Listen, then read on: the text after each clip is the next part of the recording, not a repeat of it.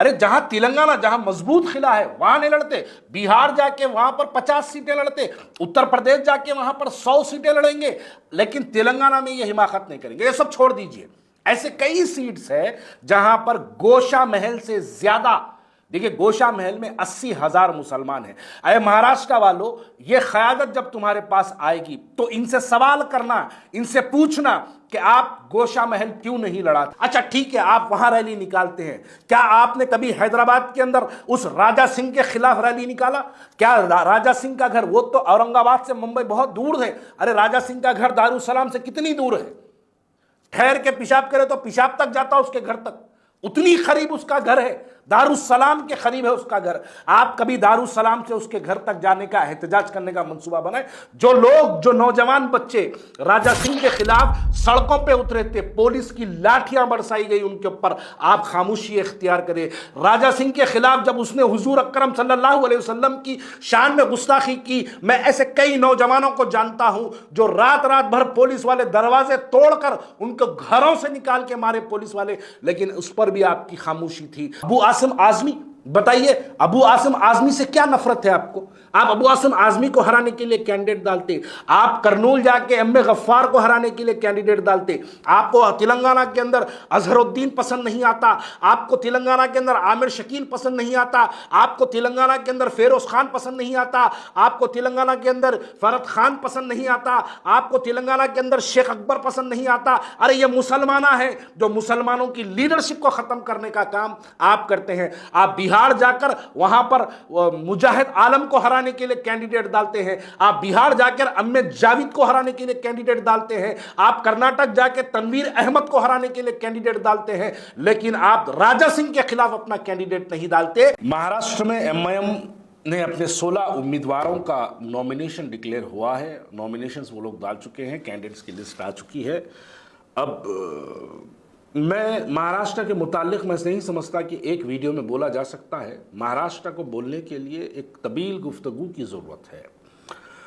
बस शुरुआत करते हैं नागपुर से। नागपुर में नितिन रावत जो एक कांग्रेस के एमएलए है, जिसने पिछली मरतबा 86,821 वोट्स उन्होंने हासिल किया, और बीजेपी वाला, देखिए नागपुर से मुसलमानों ने कांग्रेस का साथ दिया। मैं बहुत से नागपुर वालों का इस वीडियो में नाम ले सकता हूं, जिन लोगों ने, शोएब खान एडवोकेट है, जावेद साहब है, ऐसे बहुत से लोग हैं जो कांग्रेस के लिए नागपुर में अंदर काम करते हैं, कांग्रेस के लिए, जो कांग्रेस में वहाँ पे बीजेपी को हराने का काम करते हैं। अब पिछली बार जो बीजेपी वाला नागपुर से हारा वो 18-20 हज़ार वोटों से कुछ हारा था, लेकिन अब इस मरतबा एमआईएम को बहुत तकलीफ हो गई नागपुर में कि कैसे तुम बीजेपी वाले को हरा दिए, एमआईएम कांग्रेस वाले को जिता दिए। लिहाजा इस मरतबा नागपुर से एमआईएम ने अपने कैंडिडेट को डिक्लेयर कर दिया। होगा क्या? होगा ये कि जो मुसलमान कांग्रेस का साथ दे रहे थे नागपुर के अंदर बीजेपी को हराने के लिए, अब वहां पर एक मुस्लिम कैंडिडेट आएगा, एक मुस्लिम पार्टी का कैंडिडेट आएगा और साफ वहां पर तकरीर करेंगे। मुसलमान एक तरफा एमआईएम के साथ जाएंगे, बीजेपी जीत के आ जाएगी, कांग्रेस हारेगी। मैं शुरू से यही बात कहता हूं। देखिए तेलंगाना में आप इलेक्शन लड़ते हैं, कितने सीटों पे आप तेलंगाना में इलेक्शन लड़ते हैं?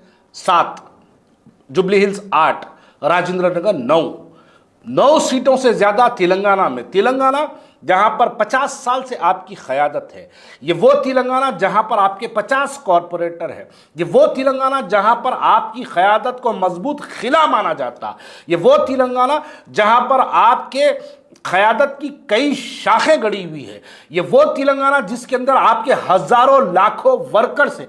यहां पर आप इलेक्शन नहीं लड़ते, लेकिन महाराष्ट्र जाके आप वहां पर पिछली बार 24, इस मरतबा 16, ये बात समझ में नहीं आती। और नागपुर के अंदर अब होगा क्या? इलेक्शन होगा। अब इलेक्शन होते ही नागपुर के अंदर मुसलमान एक तरफा जाएंगे, कांग्रेस को हराएंगे, बीजेपी को जिता के लाएंगे। साहब का यही मंसूबा है, बस यही मंसूबे के अंदर कामयाब होंगे। अब रही बात वर्सोवा की, वर्सोवा में बीजेपी वाला बाल बाल जीत गया।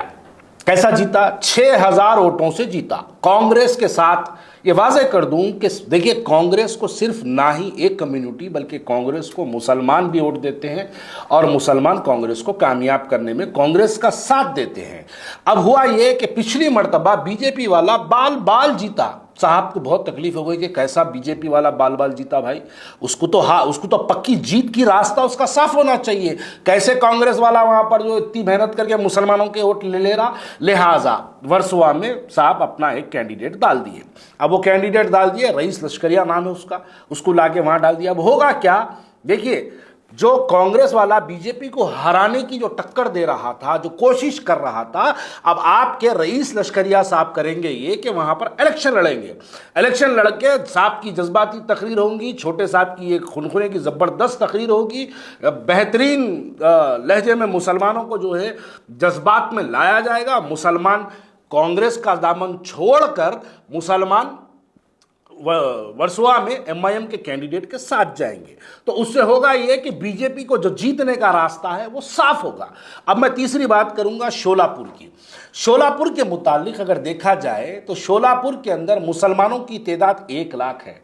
मुसलमान, शोलापुर सेंट्रल की बात कर रहा हूं, शोलापुर सेंट्रल में मुसलमानों की तादाद 1 लाख है। वहां पर यह चौथा इलेक्शन होगा जो मजलिस इत्तेहादुल मुस्लिमीन वहां पर इलेक्शन लड़ेगी। जब भी वहां पर कांग्रेस के साथ लड़ाई होती, मोहतरमा परिणीति शिंदे ताई जिसको कहते हैं, ताई वहां से इलेक्शन जीती थी। इस मरतबा ताई लोकसभा को चले गई है, यानी एमपी जीत गई है, तो लिहाजा वो सीट खाली हुई है, वहां पर किसी और को टिकट दिया गया है।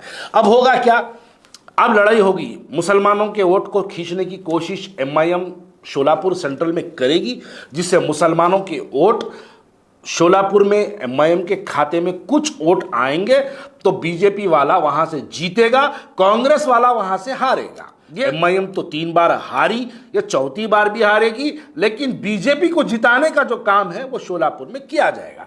ऐसे कई कॉन्स्टिट्यूंसीज है, 16 जो इस मर्तबा मजलिस इत्तेहादुल मुस्लिमीन ने 16 उम्मीदवारों को डाला। अब वहां पर अगर देखूं तो ऐसे कई कॉन्स्टिट्यूंसीज है जिसके अंदर मुसलमानों की तादाद 80,000 से कम है। अब मेरा यही सवाल है कि आपकी क़यादत, कौन सी क़यादत, ये तेलंगाना के अंदर, आप जब तेलंगाना में आते हैं तो तेलंगाना जहां पर 50 साल से आपका एमपी है, जहां 50 साल से आपके एमएलए है, जहां पे 50 से ज्यादा आपके कॉरपोरेटर है, जो तेलंगाना के अंदर आप कई मर्तबा अपना मेयर कायम करें, यहां पर आप 8 और 9 सीटों से बढ़ के नहीं लड़ाते। लेकिन जब आप महाराष्ट्र 2019 में लड़ते हैं तो आप 24 सीटें लड़ते हैं, और इस मर्तबा इस मर्तबा महाराष्ट्र के अंदर आप 16 सीटें लड़ते हैं। तो बताइए इसका क्या मतलब निकाला जाए। अरे जहां तेलंगाना जहां मजबूत किला है वहां नहीं लड़ते, बिहार जाके वहां पर 50 सीटें लड़ते, उत्तर प्रदेश जाके वहां पर 100 सीटें लड़ेंगे, लेकिन तेलंगाना में ये हिमाकत नहीं करेंगे। ये सब छोड़ दीजिए, ऐसे कई सीट्स है जहां पर गोशा महल से ज्यादा, देखिए गोशा महल में 80,000 मुसलमान हैं। अरे महाराष्ट्र वालों, ये क़यादत जब तुम्हारे पास आएगी तो इनसे सवाल करना, इनसे पूछना कि आप गोशा महल क्यों नहीं लड़ाते। गोशा महल में दारुस्सलाम आता है, जो पूरे हिंदुस्तान के मुसलमानों का सियासी मरकज कहलाया जाता, वो गोशा महल, दारुस्सलाम गोशा महल के अंदर आता है। गोशा महल के अंदर एमआईएम के 2 कॉरपोरेटर हैं। गोशा महल के अंदर 80,000 से ज्यादा मुसलमानों के वोट्स है। गोशा महल के अंदर वहां पर हजारों की तादाद में एमआईएम के इफ्तिदाई और वहां के एक मजबूत वर्कर्स गोशा महल के अंदर है। लेकिन इसके बावजूद भी गोशा महल नहीं लड़ाते हैं, तो नहीं लड़ाने का क्या मतलब। और गोशा महल का एमएलए कौन है, वो मलून टी राजा सिंह, वो गोशा महल का एमएलए है। पूरे हिंदुस्तान में आप फिर के कहते हैं कि हम भारतीय जनता पार्टी को रोकने आए हैं, लेकिन भारतीय जनता पार्टी का एक ऐसा मलून, एक गुस्ताख रसूल जो बार बार हुजूर अकरम सल्लल्लाहु अलैहि वसल्लम की शान में गुस्ताखी करता है। मुबारक हो महाराष्ट्र वालों, तुम्हारे पास की जो आने वाली क़यादत है, ये राजा सिंह को रोकने की कोशिश नहीं करते, लेकिन अबू आसिम आजमी के खिलाफ अपना कैंडिडेट डालते हैं। ये यहां पर राजा सिंह को रोकने का काम नहीं करते, लेकिन जितेंद्र अवध को मुमरा से हराने की बात करते हैं। अरे जितेंद्र अवध को मैं बदनसीब कहूंगा कि जितेंद्र अवध को हिंदू मुसलमान कहता है, मुसलमान हिंदू कहता है। बेचारा जितेंद्र अवध दिन और रात मुस्लिम कम्युनिटी के अंदर काम करता है, उसके खिलाफ लेके जाके आप अपना कैंडिडेट मुमरा से डाल देते हैं और कहते हैं कि यहां पर एमआईएम को जिताने का काम करेंगे। मुसलमानों, जितेंद्र अवध का जब नाम आया है तो मैं कुछ बातें आप लोगों के सामने रखना चाहता हूं। मुसलमानों, सबसे पहले इस मुगालते से बाहर आ जाओ कि तुम्हारी लड़ाई सिर्फ मुसलमान लड़ रहे हैं। इस मुगालते से बाहर आना हम मुसलमानों की जरूरत है। आप जानते हैं एहसान जाफरी का मुकदमा लड़ने वाला कोई मुसलमान एडवोकेट नहीं था। क्या आप जानते हैं एक 7 साल की हमारी बच्ची जो कश्मीर के कठुआ डिस्ट्रिक्ट में जिसका नाम आसिफा था, एक 7 साल की बच्ची का रेप और मर्डर हुआ, उसका मुकदमा लड़ने वाला कोई मुस्लिम बैरिस्टर वकील नहीं था। क्या आप जानते हैं हिंदुस्तान की तारीख में पहली मर्तबा रात के 2 बजे सुप्रीम कोर्ट खुलाकर याकूब मेमन की आखिरी अर्जी डालने वाला कोई मुसलमान नहीं था। क्या आप जानते हैं ट्रिपल तलाक पर राज्यसभा के अंदर बिल को रोकने का काम किसने किया? उसके अंदर कोई मुसलमान नहीं था, उसके अंदर मल्लिकार्जुन खड़गे था। क्या आप जानते हैं एनआरसी के वक्त लोकसभा और राज्यसभा के अंदर अपनी ताकत बताकर बिल को रोकने का काम करने वाले कोई मुसलमान नहीं थे? ये जो मुसलमान जो अपना बिल का ड्रामा करे ये तो पेपर फाड़ के निकल गए, लेकिन ताकत का मुजाहरा करने वाले मुस्लिम एमपी से ज्यादा वहां पर हमारे हिंदू मेंबर ऑफ पार्लियामेंट थे जो मुसलमानों के लिए पार्लियामेंट के अंदर लड़ते हैं। क्या आप जानते हैं अतीक अहमद और अशरफ अहमद का मुकदमा लड़ने वाला कोई मुसलमान वकील नहीं था? क्या आप जानते हैं कि आजम खान, अब्दुल्ला आजम खान और उनकी वालिदा का मुकदमा लड़ने वाला कोई मुस्लिम एडवोकेट नहीं था? तो आप क्या जानते हैं कि जेएनयू के अंदर जब रात के 2 बजे वहां पर लाठियां बरसाई गई, पुलिस कमिश्नर ऑफिस के बाहर अगर किसी लड़कों ने लाठियां खाकर अगर वहां पर जो है हमारे बच्चों के लिए उमर खालिद के लिए जिसने लड़ा, क्या वहां वो उमर खालिद की गिरफ्तारी के खिलाफ कोई आवाज उठाने वाला कोई मुसलमान नहीं था? क्या हमको जरूरत नहीं है ऐसे मुसलमानों का साथ देने की? क्या हमको जरूरत नहीं है कि ऐसे गैर मुस्लिम भाइयों का साथ देने की? क्या हमको ऐसे मुस्लिम भाइयों की हमारी कम्युनिटी के अपलिफ्टमेंट के लिए क्या हमको इसकी जरूरत नहीं है?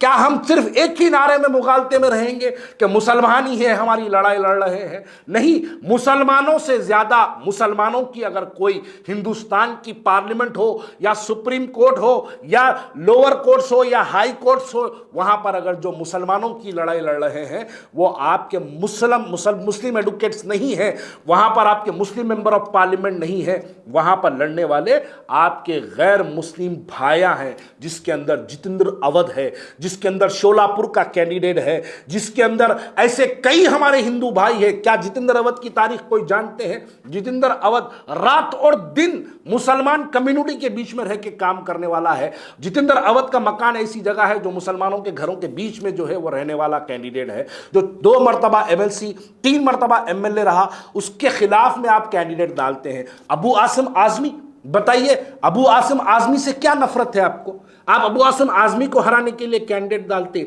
आप करनूल जाके एम.ए. गफ्फार को हराने के लिए कैंडिडेट डालते, आपको तेलंगाना के अंदर अजहरुद्दीन पसंद नहीं आता, आपको तेलंगाना के अंदर आमिर शकील पसंद नहीं आता, आपको तेलंगाना के अंदर फेरोज खान पसंद नहीं आता, आपको तेलंगाना के अंदर फरद खान पसंद नहीं आता, आपको तेलंगाना के अंदर शेख अकबर पसंद नहीं आता। अरे ये मुसलमाना है जो मुसलमानों की लीडरशिप को खत्म करने का काम आप करते हैं। आप बिहार जाकर वहां पर मुजाहिद आलम को हराने के लिए कैंडिडेट डालते हैं, आप बिहार जाकर अम्मे जाविद को हराने के लिए कैंडिडेट डालते हैं, आप कर्नाटक जाकर तनवीर अहमद को हराने के लिए कैंडिडेट डालते हैं, लेकिन आप राजा सिंह के खिलाफ अपना कैंडिडेट नहीं डालते। वही राजा सिंह, परसों हाल ही में मैं देख रहा था एक रैली निकली, औरंगाबाद से एक रैली निकली जो मुंबई तक गई।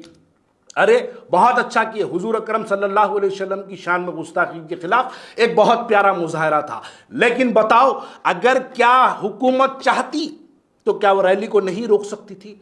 अरे अगर हुकूमत चाह ले तो मैं कह दूं कि वो औरंगाबाद चौरस्ता क्रॉस नहीं कर सकते, लेकिन बीजेपी चाहती थी कि वो रैली वहां से निकले ताकि हिंदू मुसलमानों के अंदर एक तफरका पैदा हो और हिंदुओं को इस बात का डर महसूस हो कि मुसलमान बड़ी ताकत में बाहर आ रहे हैं। इसलिए बीजेपी में रेड कारपेट वेलकम हुआ, टोल गेट्स फ्री छोड़ दिए गए, बॉम्बे की सड़कों का ट्रैफिक डाइवर्ट कर दिया गया और इस रैली का इस्तकबाल किया गया।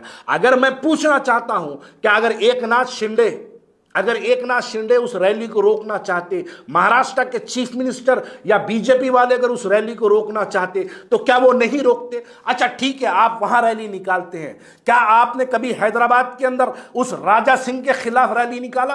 क्या राजा सिंह का घर, वो तो औरंगाबाद से मुंबई बहुत दूर है, अरे राजा सिंह का घर दारुसलाम से कितनी दूर है, ठहर के पेशाब करे तो पेशाब तक जाता उसके घर तक, उतनी करीब उसका घर है, दारुस्सलाम के करीब है उसका घर। आप कभी दारुस्सलाम से उसके घर तक जाने का, एहतजाज करने का मंसूबा बनाए।